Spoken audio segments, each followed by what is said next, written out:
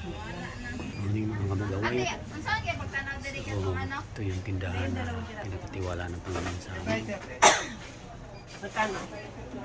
Yan si Mrs. mga kamag-away.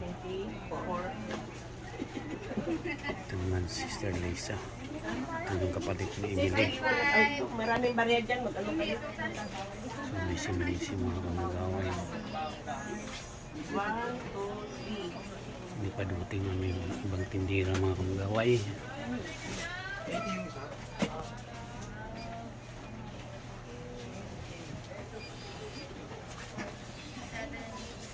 Kunti pa lang ang tao mga kamag-away.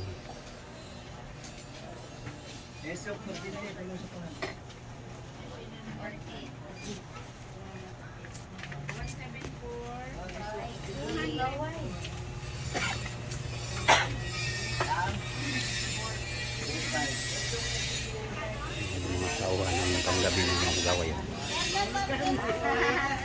139 po lang. Ay, sura lang ang dagdagan ko ng ano may sarap. Oh, 194. Kayo ba? Yan.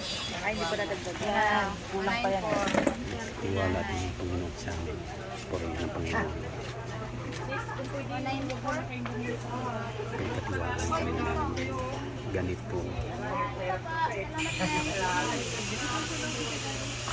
Kung sitwasyon hindi sa pangyarihan ng